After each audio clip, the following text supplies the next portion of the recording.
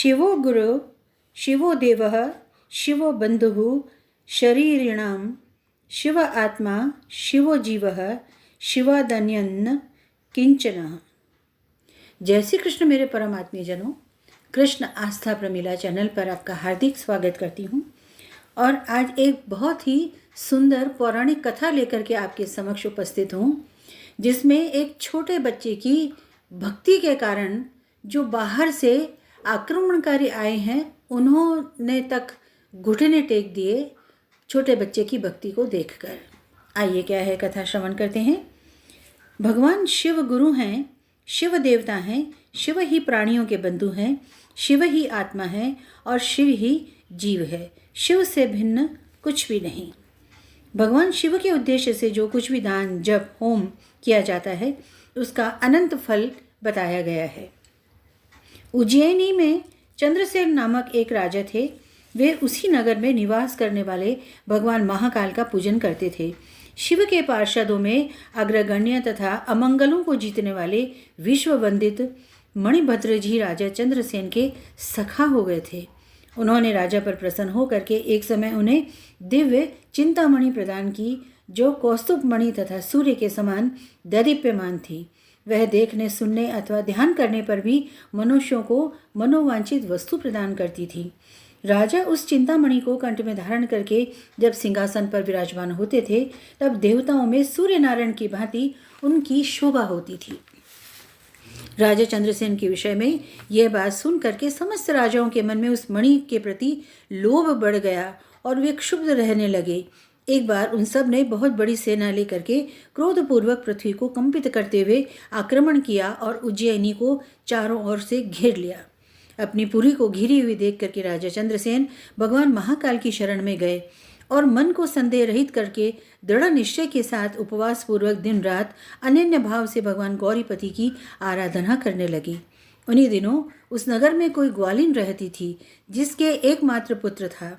वह विधवा थी और उज्जैनी में बहुत दिनों से रहती थी। वह अपने 5 वर्ष के बालक को लिए हुए महाकाल के मंदिर में गई और राजा चंद्रसेन द्वारा दी हुई गिरिराजपति की महापूजा का दर्शन किया। शिव पूजन का यह आश्चर्य उत्सव देख करके उसने भगवान को प्रणाम किया और पुनः अपने निवास स्थान पर लौट आई। ग्वालिन ने उस बालक, जो ग्वालिन का बालक था, उसने भी जब ये सारी पूजा देखी तो घर आने पर कौतूहलवश शिवजी की पूजा आरंभ की, जो संसार से वैराग्य प्रदान करने वाली है। एक सुंदर पत्थर लाकर उसे घर के थोड़ी ही दूर पर एकांत स्थान में रख दिया और उसी को शिवलिंग माना। फिर अपने हाथ मिलने में जो भी वस्तु उसकी आई होगी, फूल इत्यादि, वो सब संग्रह करके और बालक ने जल के साथ में शिवलिंग को स्नान कराया और भक्तिपूर्वक पूजन किया। तत्पश्चात कृत्रिम अलंकार, चंदन, धूप, दीप, अक्षत आदि उपचारों से अर्चना करके मन कल्पित दिव्य वस्तुओं से भगवान को नैवेद्य निवेदन किया। सुंदर सुंदर पत्रों और फूलों से बार बार पूजा करके भांति भांति से नृत्य किया और बारंबार भगवान के चरणों में शीश झुकाया। इस प्रकार अनन्य चित्त होकर के शिव की आराधना में लगे हुए अपने पुत्र को ग्वालिन बड़े प्यार से भोजन के लिए बुलाया करती थी। उसका मन तो पूजा में लगा हुआ था। माता के बहुत बुलाने पर भी उसे भोजन करने की इच्छा न हुई। तब उसकी माँ स्वयं उसके पास गई और उसे शिव के आगे आंख बंद करके ध्यान लगाए बैठे देखा और हाथ पकड़ करके खींचने लगी। इतने पर भी जब वह न उठा तो क्रोध में आकर उसे पीट दिया। खींचने और मारने पीटने पर भी जब उसका पुत्र नहीं आया, तब उसने वह शिवलिंग उठा करके दूर फेंक दिया और उस पर चढ़ाई हुई सारी सामग्री को नष्ट कर दिया। यह देख करके बालक हाय हाय करके रो उठा। रोष में भरी हुई ग्वालिन अपने बेटे को डांट डपट करके पुनः अपने घर में चली गई। भगवान शिव की पूजा को माता के द्वारा नष्ट की देख करके बालक ने कहा, देव, महादेव, और पुकारते पुकारते सहसा मूर्छित होकर के गिर पड़ा। उसके नेत्रों से आंसुओं की धारा प्रवाहित हो रही थी।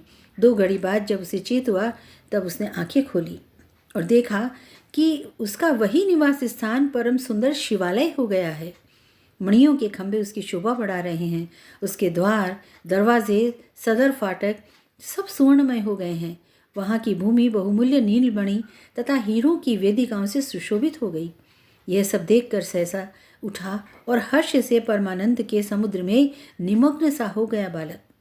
उसने समझ लिया कि यह सब शिव जी की पूजा का महात्म्य है।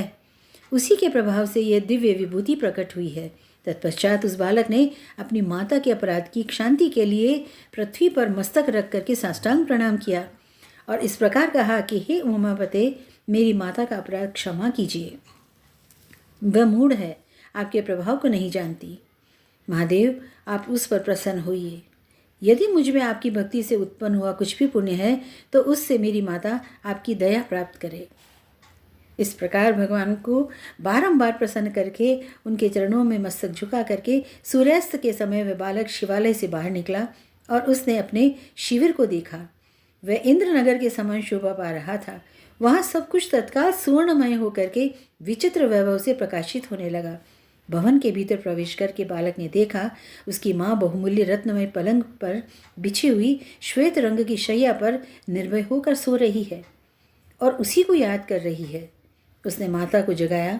ग्वालिन बड़े वेग से उठी और अपने पुत्र को, अपने घर को अपूर्व रूप में देख करके आनंद से विहल हो उठी। पुत्र के मुख से गिरिजापति शंकर का ये सब प्रसाद सुन करके ग्वालिन ने राजा को सूचना दी, जो निरंतर भगवान शिव के भजन में लगे रहते थे। राजा अपना नियम पूरा करके रात में सहसा वहाँ गए और ग्वालिन के पुत्र का यह प्रभाव जो शंकर जी के संतोष से प्रकट हुआ था देखा।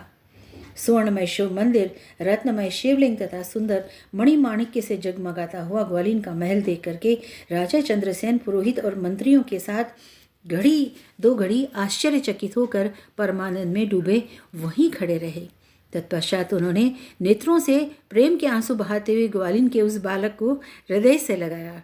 भगवान शिव के उस अद्भुत महात्म्य की चर्चा समस्त पूर्ववासियों को बड़े वेग के साथ में मिल गई और यही कहते सुनते वह रात मानो क्षण भर में व्यतीत हो गई। युद्ध के लिए आए हुए और नगर को चारों ओर से घेर कर खड़े हुए राजाओं ने भी प्रातःकाल दूतों के मुख से यह परम अद्भुत समाचार सुना। सुनते ही उनके मन में वैर भाव सदा के लिए निकल गया।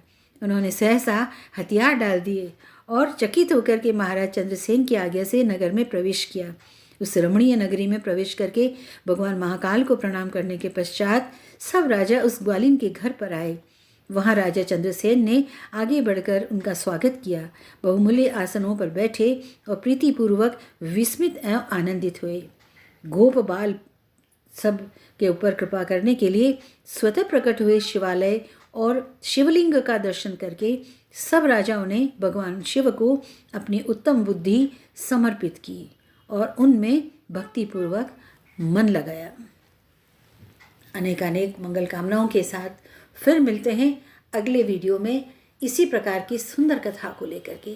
कथा अगर आपको पसंद आई है तो लाइक कीजिए, शेयर कीजिए और सब्सक्राइब करना मत भूलिएगा। जय श्री कृष्ण।